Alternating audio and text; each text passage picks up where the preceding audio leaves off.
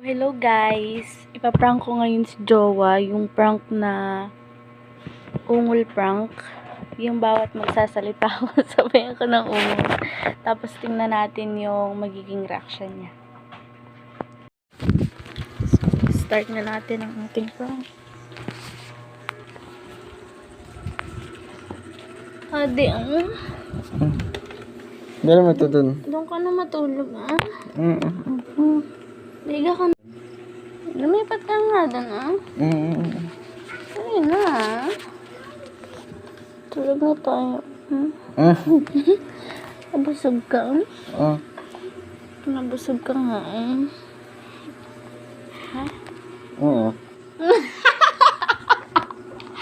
Ay, tara, makain tayo ulit, Ha?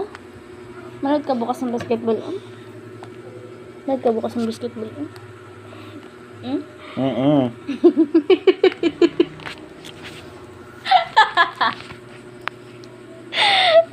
Asawa kong lasing. Nagiging lasinggero na rin ang aking asawa. Yeah. Bakit ganyan yan?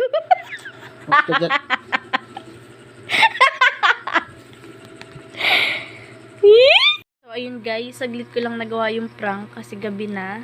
Patulog na din siya kasi nakatagay ang person. Naging successful naman, kaya bye-bye. Thank you for watching.